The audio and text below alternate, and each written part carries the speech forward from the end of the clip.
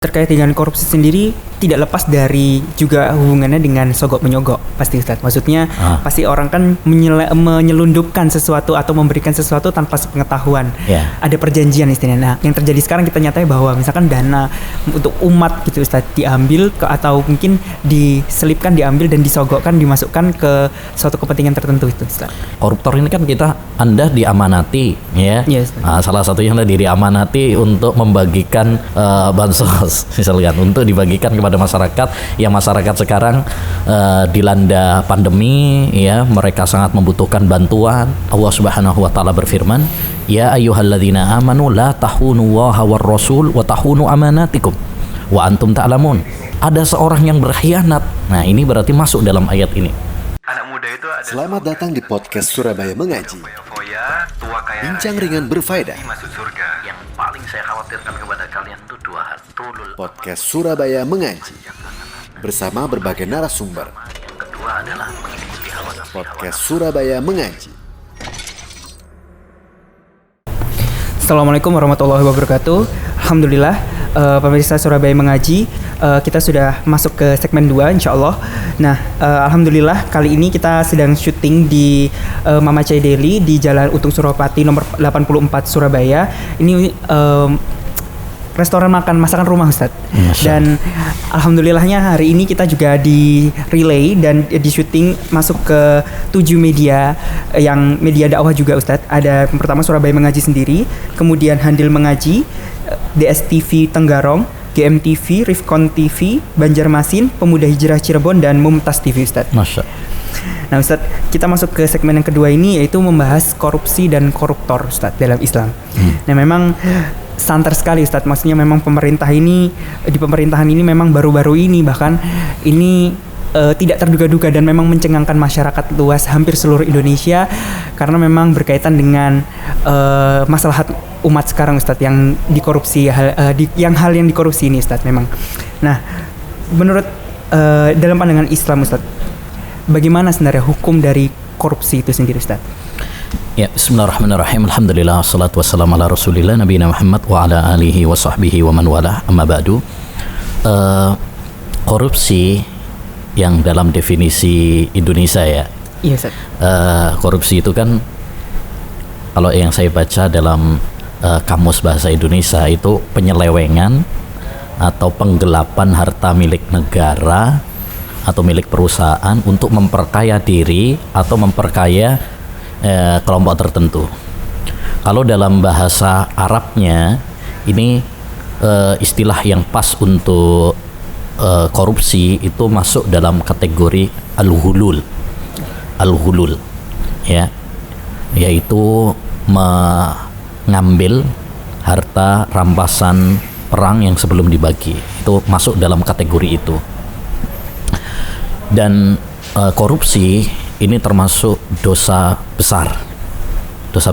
Makanya ulama-ulama yang menulis kitab tentang dosa besar memasukkan korupsi.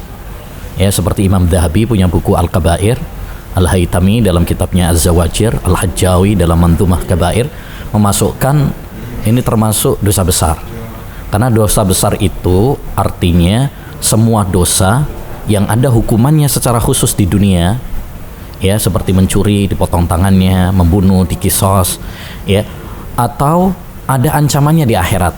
Nah, dan untuk masalah korupsi ini banyak sekali ayat-ayat dan dalam hadis Nabi SAW yang memberikan ancaman untuk para koruptor, ya.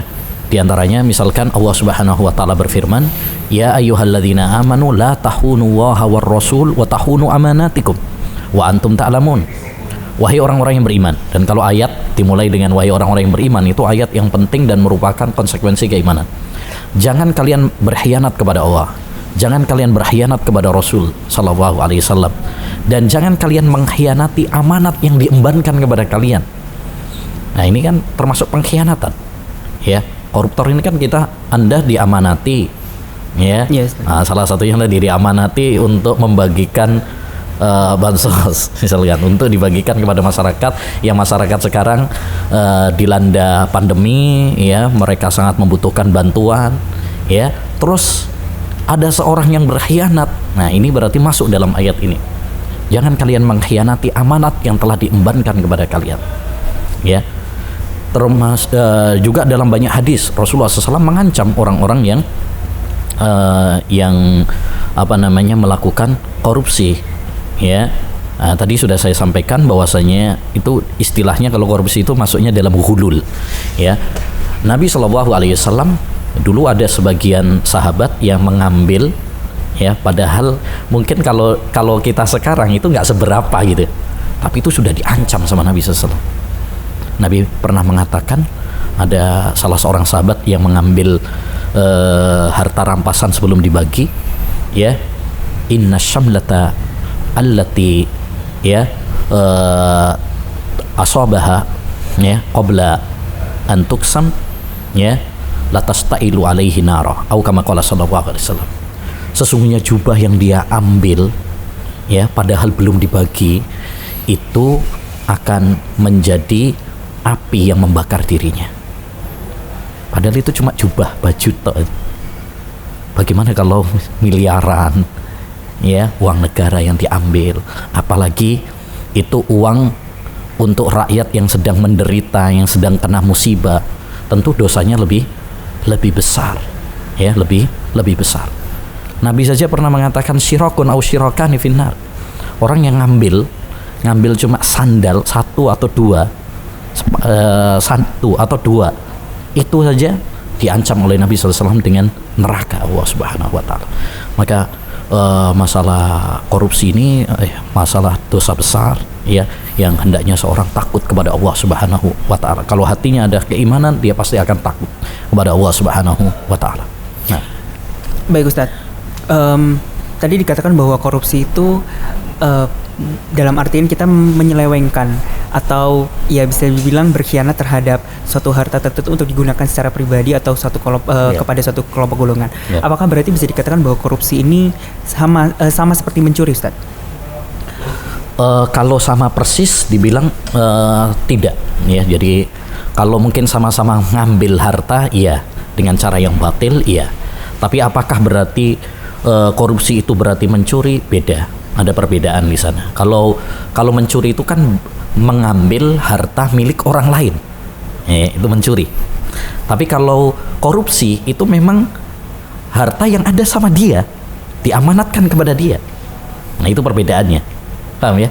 Jadi kalau orang mencuri itu kan misalkan nih punya tetangga, misalkan, nah, dia maling punya tetangga atau maling punya orang, dia mencuri, ya, malam-malam misalkan masuk ke rumahnya, ya, itu namanya mencuri. Tapi kalau korupsi itu kan hartanya ini diamanatkan kepada dia, ya, cuma dia menyelewengkannya, menggelapkan, mengambilnya, yaitu perbedaannya di situ dengan mencuri. Tapi kalau dari sisi persamaannya, ada sisi persamaannya, yaitu sama-sama mengambil dengan cara yang batil, dengan cara yang haram, ya. Tapi apakah berarti kemudian sama persis seperti pencurian? Tidak. Makanya setahu saya tidak ada para ulama yang kemudian mengatakan bahwasanya koruptor itu hukumannya seperti pencuri, yaitu dipotong tangannya. Tidak, ya. Para ulama tidak memasukkan seperti itu. Mereka memasukkan ini termasuk bagian dari pengkhianat, ya, pengkhianat. Dan dalam sebuah hadis Nabi SAW mengatakan laisa alal khaini qat'un, ya, pengkhianat itu tidak dipotong tangannya. Artinya berarti beda hukumnya antara pencuri sama koruptor, itu beda. Bukan berarti kemudian nggak dihukum, enggak. Nah, tapi maksudnya beda antara hukum mencuri dengan hukum koruptor, nanti konsekuensinya itu berbeda. Kalau pencuri ada hukumannya, ya. Kalau dia sudah mencapai nisab, ya, yaitu 1/4 dinar, maka berarti dipotong tangannya. Dalam Islam, ya, kita bicara tentang undang-undang Islam gitu, ya. Ya, dalam Al-Qur'an Allah jelas mengatakan wasariqu wasariqatu faqta'u aydiyahuma.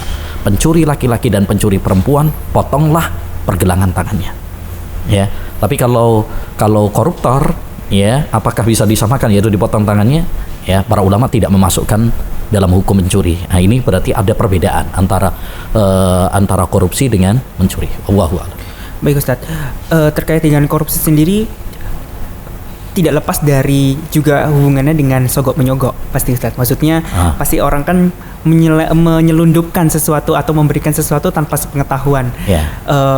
Ada perjanjian istilahnya. Nah, apakah sama Ustadz dosa orang yang korupsi ini kemudian dengan orang yang menyogok? Apalagi misalkan ya yang terjadi sekarang kita nyatai bahwa misalkan dana untuk umat gitu Ustadz diambil atau mungkin diselipkan, diambil dan disogokkan, dimasukkan ke suatu kepentingan tertentu itu Ustadz. Iya. Kalau sogok ada istilahnya sendiri namanya riswah. Itu juga termasuk dosa besar. Ya, Nabi SAW mengatakan la'anallahu rasyiyah wal murtashi. Ya, Allah SWT melaknat yang menyogok dan yang disogok, yang mau nerima, sama aja. Termasuk yang perlu kita ingatkan ya, yaitu serangan fajar. Ya, ini kemarin kan pilkada ya. Yes, jadi itu juga termasuk menyogok juga, karena Anda dikasih uang untuk nyoblos paslon tertentu. Berarti Anda disogok. Ya, Anda disogok, Anda disuap. Ya, itu termasuk bagian dari riswah yang diharamkan oleh Allah SWT.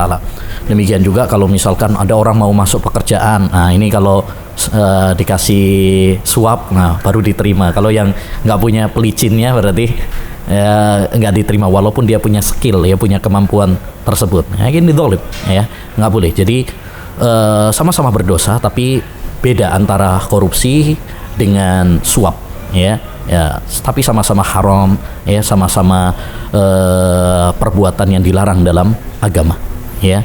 Nah, Baik Ustadz. Nah ini mungkin juga ini pertanyaan dari saya pribadi juga Ustadz. Ketika tadi Ustadz menjelaskan bahwa ketika kita sudah diamanatkan oleh suatu mungkin barang tertentu atau suatu benda tertentu untuk kita kemudian kita menggunakannya, itu bisa disebut dengan korupsi Ustadz. Nah misalkan Ustadz dalam hal kecil misalkan yang mungkin orang-orang juga berpikir ada misalkan menggunakan printer atau alat peralatan kantor Ustadz. Ini kan berarti kan memang diamanahkan untuk kita bekerja. Ketika kita menggunakannya, apakah bisa disebut dengan korupsi Ustadz? Maksudnya untuk kepentingan kita pribadi dan tidak ada hubungannya dengan kantor misalkan Ustadz.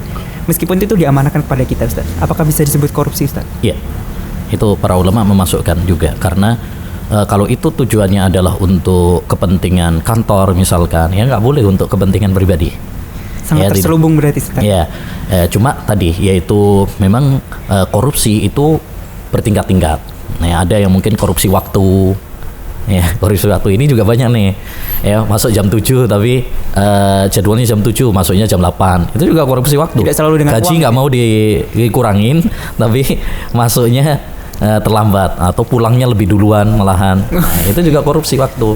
Nah, termasuk seperti yang tadi ditanyakan, itu juga termasuk korupsi juga, ya. Atau mengerjakan pekerjaan pribadi di waktu atau di waktu ngantor. Itu juga sering terjadi, ya. Ya, misalkan mengerjakan urusan pribadi nih, tapi di jam ngantor. Itu juga termasuk bagian dari korupsi juga. Jadi korupsi itu bertingkat-tingkat, ya. Nah, tentu tidak sama misalkan korupsi uang 1 juta dengan yang 17 miliar misalkan. Nah, kan beda. Ya, apalagi kalau misalkan itu uang yang dipakai untuk rakyat, ya, untuk rakyat tatkala sangat membutuhkan. Seperti halnya zina. Ya, zina itu dosa, tapi tentu berbeda antara orang yang berzina dengan wanita jauh, wanita asing, dengan misalkan tetangganya sendiri atau kerabatnya sendiri, ya, atau zina di masjid, ya, tentu berbeda, atau dengan zinanya di hotel, karena di sini ada kemuliaan tempat. Zina di bulan Ramadan tentu berbeda, ya. Jadi artinya semuanya bertingkat-tingkat. Korupsi juga demikian. Kalau korupsi waktu, korupsi uang yang banyak, tentu berbeda-beda. Baik Ustadz. Dan berarti istilahnya bisa dimaknai bahwa korupsi tidak selalu mengenai materi Ustadz, ya? Iya. Bisa banyak, tadi ada waktu, kemudian kesempatan, atau ya tadi seperti yang misalkan mengerjakan sesuatu itu Ustadz, ya. Nah, bagaimana hukuman bagi orang yang melakukan korupsi? Berarti kan bisa disebut koruptor Ustadz. Tadi sudah dikatakan bahwa itu adalah dosa besar dan tidak sama hukumannya dengan mencuri, seperti misalkan potong tangan Ustadz.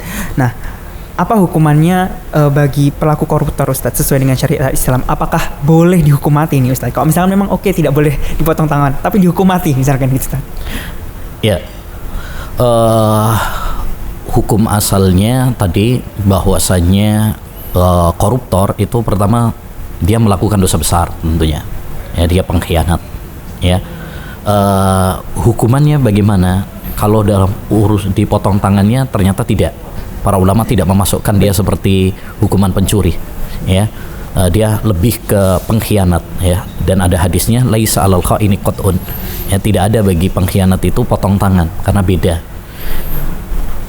Tentang kalau misalkan hukuman mati juga, ya, menurut kaidah Islam, kita bicara tentang kaidah Islam, hukum asal darah dan nyawa seorang muslim itu adalah haram ditumpahkan kecuali apabila ada dalil, ya, yang membolehkan ditumpahkan. Nabi SAW mengatakan la yahillu damu mri'in muslimin illa bi ihda salas, tidak halal bagi darah seorang muslim kecuali dengan 3 perkara. Jadi hukum asalnya nggak boleh kecuali karena dia membunuh, karena dia berzina dan dia sudah menikah, kemudian yang ketiga adalah murtad, ya. Maka ini menunjukkan hukum asal nyawa seorang muslim tidak boleh ditumpahkan, ya, tidak boleh dibunuh kecuali apabila ada dalil yang membolehkan. Dengan demikian berarti hukum asalnya koruptor tidak boleh untuk dihukum mati. Hukum asalnya demikian. Bukan berarti dia tidak dibunuh. Bisa bukan berarti kemudian tidak dihukum. Ya, dihukum tapi ya tidak boleh untuk dibunuh. Ya, kenapa? Karena tidak ada dalil yang menghalalkannya untuk ditumpahkan. Bisa hukuman dengan yang lainnya. Ya, seperti misalkan bisa dengan denda 2 kali lipat misalkan. Dia misalkan ya 17 miliar misalkan. Berarti udah dia harus mengembalikan berapa? 34 misalkan. Bisa juga dikurung penjara. Ya, bisa juga dengan dikurung penjara. Bisa juga dicambuk. Ya, seperti yang dilakukan oleh para khulafaur rasyidin dahulu kepada orang-orang yang mencuri tapi tidak sampai nisab. Itu ada yang dicambuk, ada yang dipenjara gitu ya, ada yang dengan hukuman harta. Nah, ini namanya ta'zir. Ta'zir itu artinya hukuman yang dikembalikan kepada pemerintah sesuai dengan kebijaksanaan yang ada, ya, dan tidak ada ketentuan khusus dalam agama. Itu namanya ta'zir. Jadi beda antara had dengan ta'zir. Kalau had itu hukuman yang sudah ada aturannya dalam agama. Seperti orang yang membunuh dikisos, orang yang berzina dan dia sudah menikah dirajam, ya. Orang yang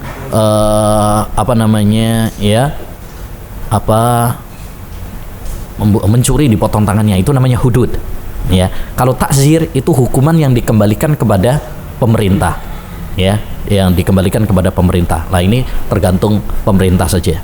Hanya hukum asalnya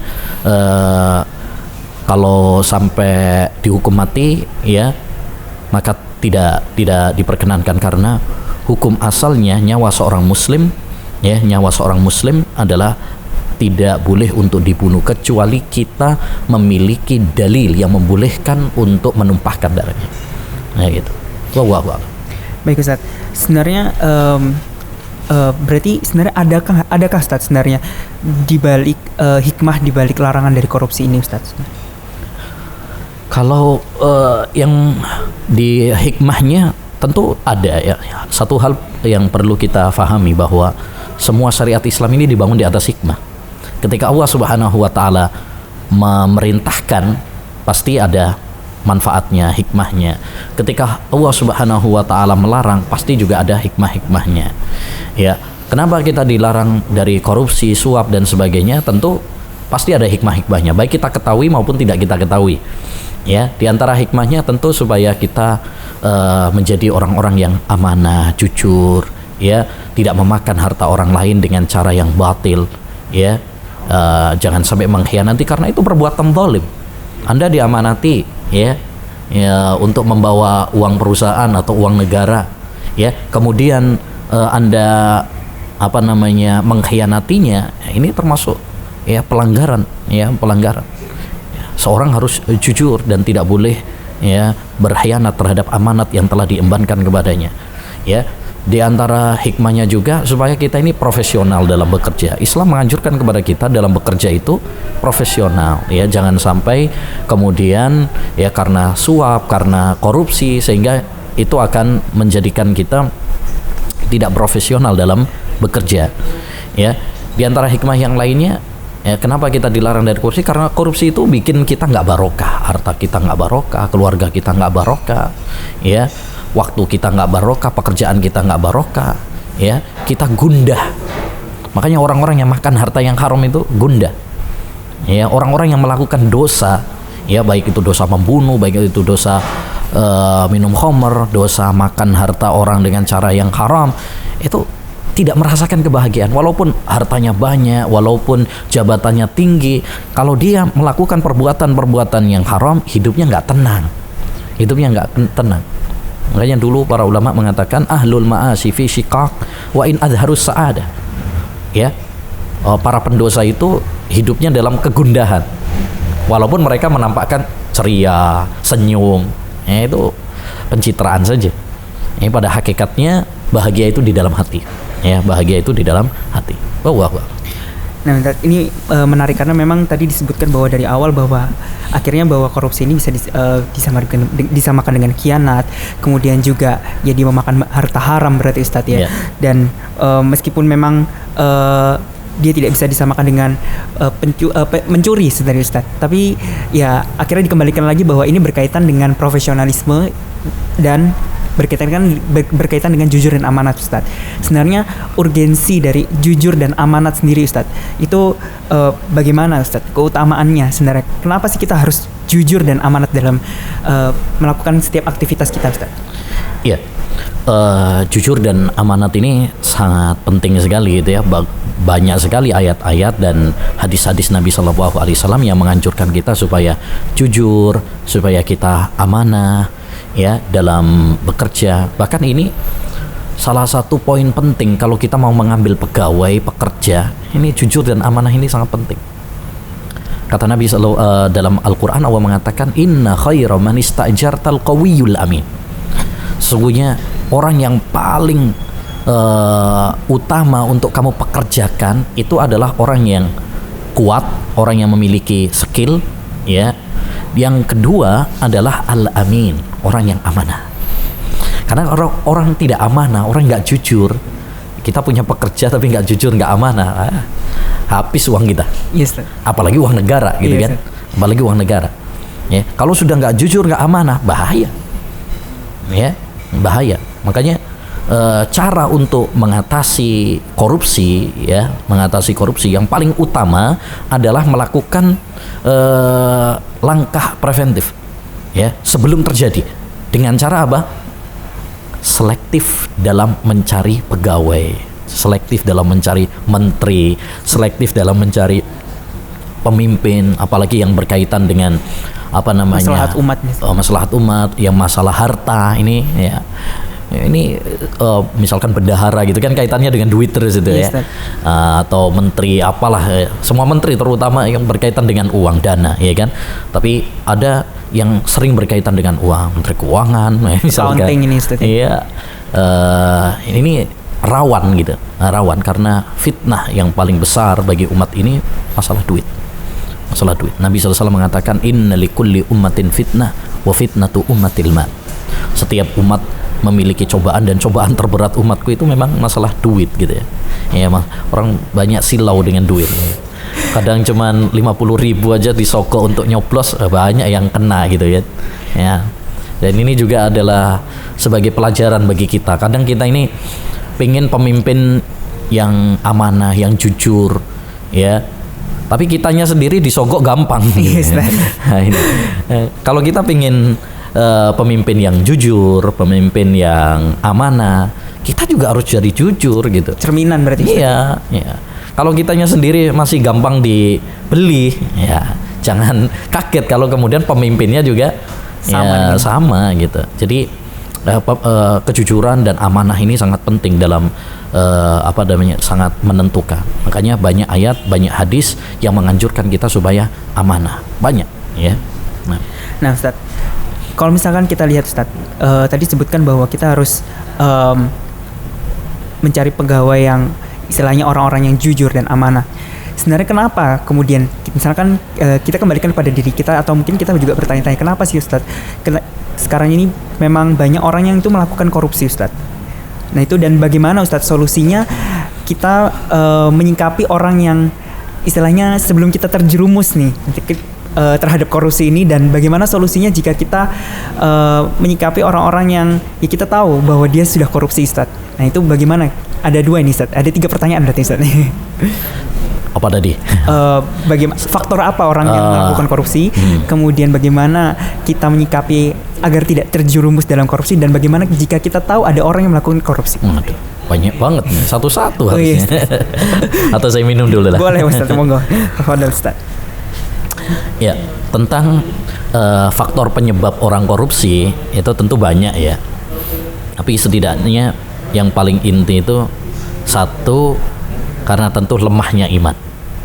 Yes. Lemah iman. Ya. Karena kalau hati ini sudah lemah iman, gampang sekali tergoda untuk melakukan kemaksiatan, termasuk yaitu korupsi. Tapi kalau dia takut sama Allah Subhanahu wa taala, ingat akhirat, ya, ingat kematian, ingat bahwasanya semua yang dilakukan akan dipertanggungjawabkan di hadapan Allah Subhanahu wa taala, ya. Jangankan 17 miliar gitu ya. Mungkin 1 juta aja nggak bakalan berani dia. Karena dia tahu bahwa semua yang dia lakukan akan dipertanggungjawabkan di hadapan Allah. Makanya menarik, dulu ada Gubernur Umar bin Khattab, sahabat Iyad bin Ghunmin radhiyallahu an, dia pernah mengatakan, ya, saya digergaji, ya, dan dipahat seperti kapal yang dipahatnya saat membuatnya itu, lebih saya sukai daripada saya ngambil ya uang negara. Masya Allah. Karena dia takut sama Allah SWT. Kita butuh ini pemimpin-pemimpin yang takut sama Allah SWT, bukan cuma takut sama KPK gitu ya. Takut sama Allah SWT. Ya, tapi kalau rasa takut ini sudah hilang, nah udah, ya, akan gampang tergoda, apalagi masalah duit gitu ya. Yes, nah, yang kedua, faktornya tentu cinta dunia. Cinta dunia. Orang kalau sudah cinta dunia, ya, cinta sama harta, ini nggak ada puasnya. Makanya perlombaan yang nggak ada finishnya itu ya perlombaan untuk mengejar dunia. Karena manusia ini rakus sama yang namanya duit, itu rakus sekali. Nggak pernah puas ya? Nggak ada pernah puas. Ada hadisnya dari Nabi SAW, "Lau kana libni Adam wadiyani minadh-dhahab labtagha salisa." Andaikan anak Adam itu memiliki 2 lembah emas, dia akan cari yang ketiga. Padahal ya, mohon maaf ya, misalkan para atasan ini, ya, menteri atau siapapun itu, ya, gajinya kan udah gede-gede tuh. Iya, Ustaz.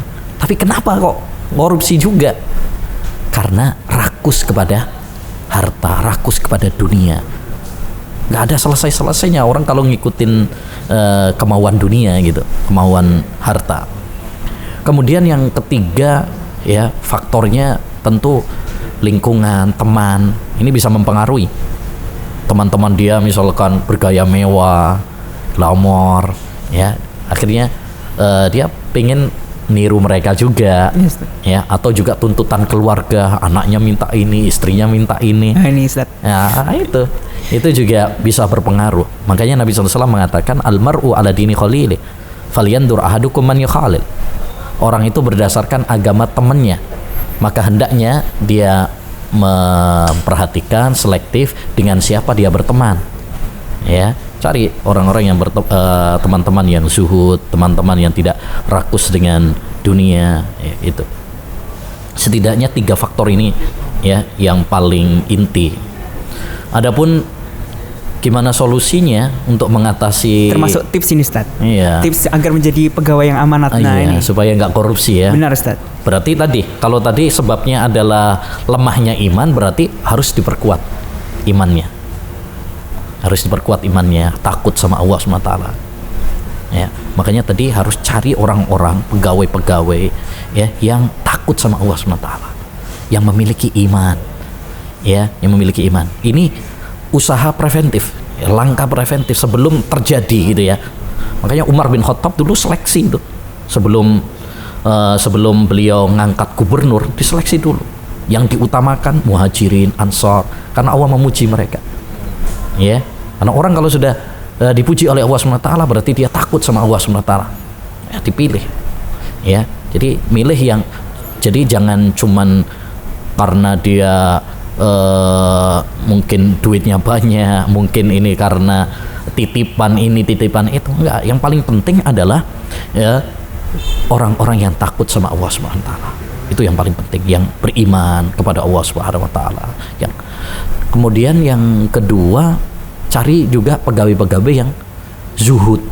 Maksudnya tidak rakus kepada dunia, ya.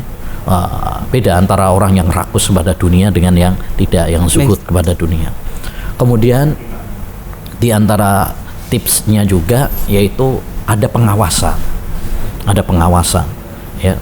Semacam kalau sekarang kan ada KPK gitu misalkan, itu ada pengawasan, ya, dia hartanya berapa, pengecekan, ada inspeksi mendadak, ya, kemudian juga ada hukuman, ya, hukuman terhadap para koruptor ditegakkan, jangan cuma setengah-setengah gitu ya, tapi hukuman yang tegas, jangan sampai hukuman yang tidak adil, ya, jangan sampai misalkan yang ini korupsi 1 juta disamakan dengan yang 17 miliar. Nah, itu kan berarti nggak adil.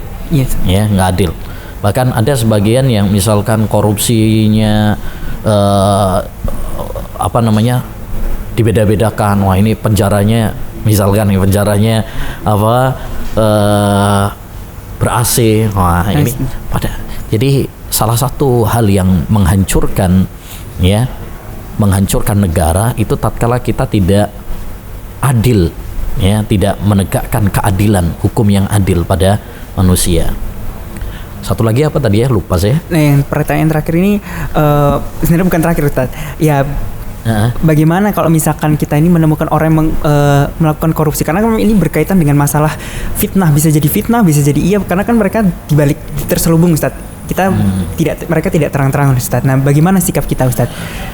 Yang pertama tentu kita harus saling menasihati, ya, harus saling menasihati, mengingatkan, ya, kita ingatkan sebelum urusannya dengan manusia. Itu yang paling utama kita ingatkan dengan Allah Subhanahu wa taala. Ingat bahwasanya kita akan mempertanggungjawabkan, ya, semua yang kita lakukan, ya. Kita ingatkan tentang kejujuran, amanah. Ini yang paling penting. Kewajiban bagi kita adalah saling mengingatkan, menasehati antara satu dengan yang lain. Ketika kita melihat kemungkaran harus ada amar ma'ruf nahi mungkar, jangan dibiarkan, ya.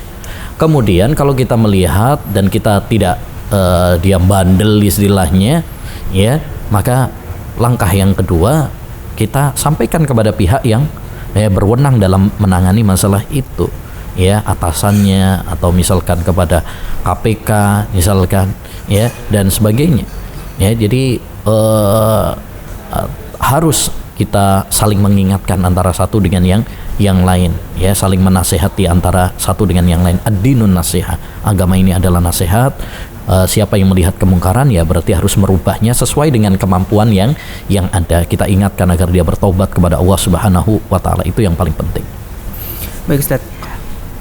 Terakhir di segmen kedua ini, Ustaz, apakah ada pesan, Ustaz, untuk masyarakat Indonesia terkait masalah korupsi ini, Ustaz, agar menjauhi korupsi dan bagaimana agar bisa membentengi iman kita, Ustaz, agar tetap kuat, tidak mudah tergoda, Ustaz? Monggo, Ustaz. Ya, untuk masalah korupsi ini, ya, ini salah satu dosa besar, ya, yang sebab utamanya adalah lemahnya iman, ya, dan cinta dunia seperti yang tadi sudah kita sampaikan. Maka yang paling utama bagi kita semuanya adalah meningkatkan keimanan kita, mendekatkan diri kita kepada Allah Subhanahu wa taala, kemudian mencari pegawai-pegawai, pemimpin-pemimpin yang takut kepada Allah, yang amanah, yang jujur, ya.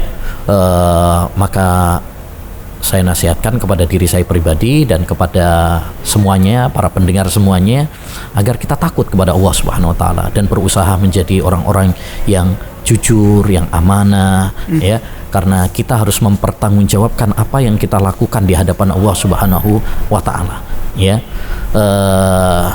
Ya, itu mungkin yang paling penting ya untuk sebagai nasihat bagi kita semuanya, harus menjadi orang-orang yang takut kepada Allah, ya, orang-orang yang jujur, orang-orang yang amanah, apalagi kalau itu adalah dana umat, ya, dana negara, apalagi kalau banyak, ya, di tengah musibah seperti ini, ya, tentu kita ya harus takut kepada Allah, bertakwa kepada Allah Subhanahu wa taala. Dan untuk sebagai terakhir mungkin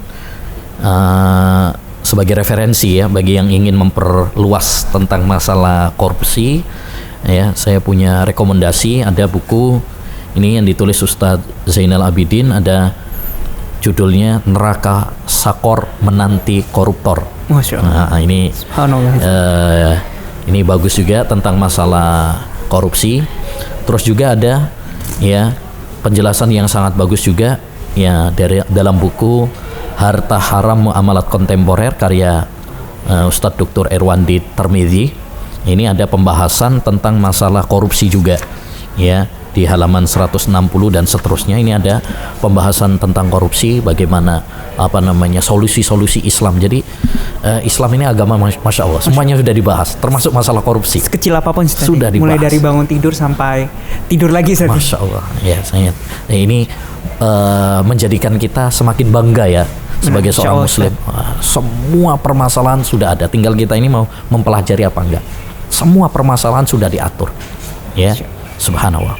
Ya, itu mungkin ya nasihat ya untuk semuanya. Mari kita bertakwa kepada Allah, takut kepada Allah, dan berusaha untuk menjadi orang-orang yang jujur dan amanat, apalagi masalah uang. Ya, ini fitnah yang sangat besar. Hati-hati ya masalah duit ini. Ya, seperti yang dikatakan oleh Nabi tadi, setiap umat itu memiliki fitnah terbesar bagi umatku adalah masalah harta. Jadi kita harus hati-hati. Masalah harta ini masalah yang sangat berat, ya. Nah, wallahu a'lam. Alhamdulillah, kita sudah menyelesaikan segmen kedua ini, dan insya Allah kita akan berlanjut ke segmen terakhir, yaitu segmen ketiga yang akan membahas masalah fitnah di masa-masa saat ini, Ustadz. Jangan kemana-mana, insya Allah kita akan kembali. Barakallahu fiik.